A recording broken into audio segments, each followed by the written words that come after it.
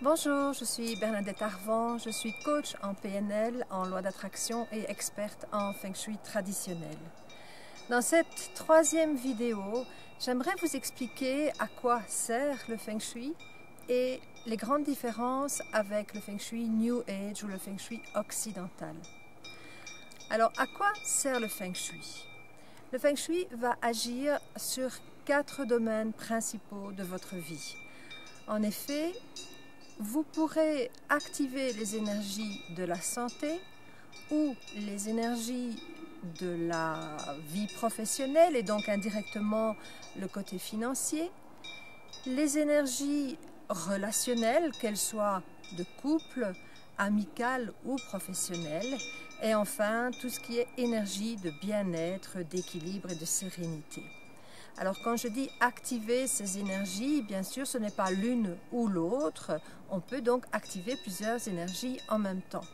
Dans une prochaine vidéo, je vous expliquerai concrètement comment faire pour activer ces énergies. Mais prenons un exemple, imaginez que vous cherchez un travail et voilà, des obstacles se présentent régulièrement et vous n'arrivez jamais à accrocher ce travail.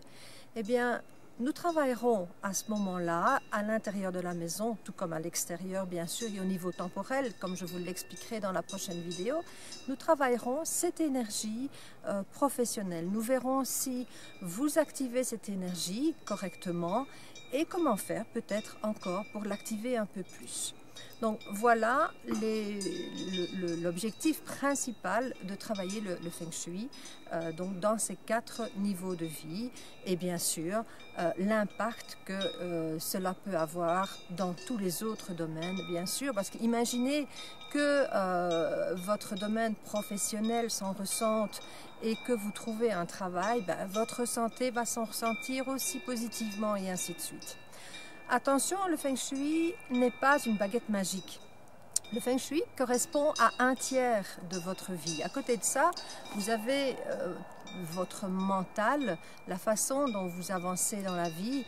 Et puis, il y a aussi ce que l'on appelle cette chance du ciel, le karma, l'endroit où vous venez, les croyances avec lesquelles vous vivez, etc.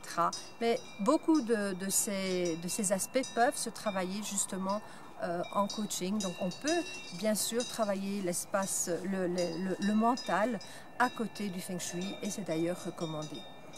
Alors maintenant les grandes différences entre le Feng Shui New Age et le Feng Shui occidental. Pardon, le Feng Shui traditionnel, excusez-moi.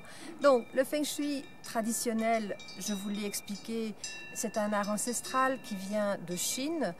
Et quand on a chassé les maîtres Feng Shui de Chine, et surtout au moment de Mao Tse-tung, ils sont partis dans des pays asiatiques environnants et ils ont commencé à parler de leur art et à le pratiquer. Et c'est ainsi que c'est arrivé aux États-Unis et puis en Europe. Mais la mentalité occidentale a besoin de concret, a besoin de choses rapides. Et donc, le Feng Shui traditionnel était un peu trop lent, peut-être, pour notre mentalité occidentale.